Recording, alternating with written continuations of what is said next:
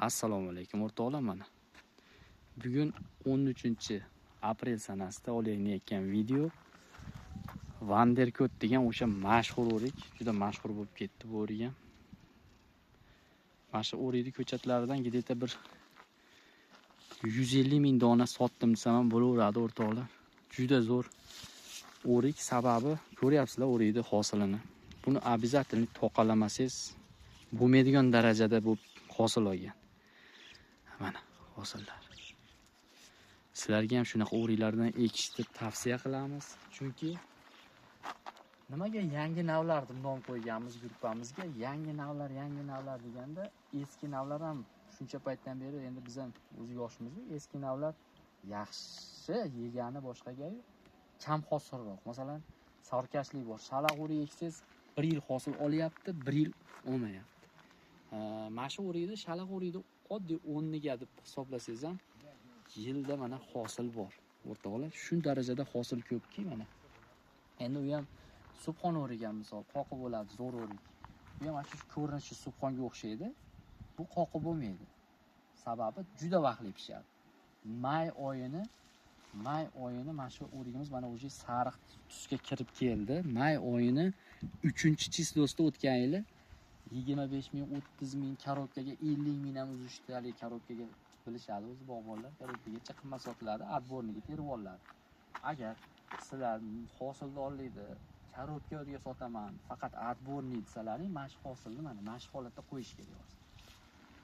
Qoqalash yagona deyishadi. Shu to'g'ri narsa. Misol, mana shu bitta shoxga 3-4 tadan mana bunaqa ko'p olgan to'pli daraxtda mana shu to'p bo'lib turibdi.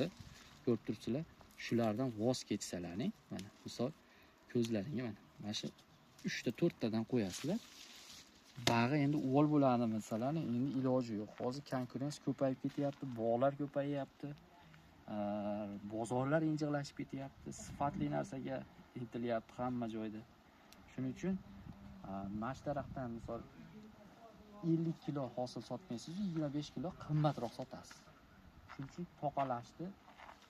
Hozir ko'p joyda shu to'g'risida gaplar ketyapti. Shu agrofotda akamiz chiqyapti, menimcha Tashlaq tomonidan juda eksportni rivojlantirishga harakat qilyapti aka.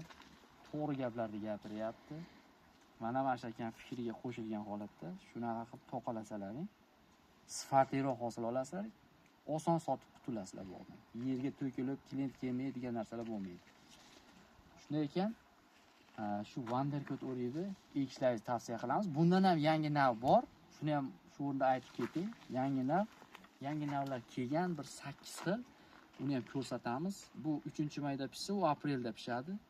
Borsalino degan o'rik. Uni ham ko'chatlari tayyorlanyapti.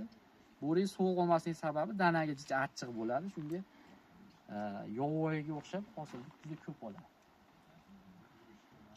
Telefon nomerlarini qo'yib ketamiz.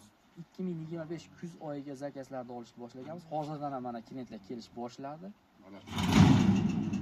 Shu akalar shunaqa telefon qilib bemalol ko'chatlarga zakaz berishlari mumkin. Telefon nomerlarimiz 90 560 50 34. Sog' bo'ling.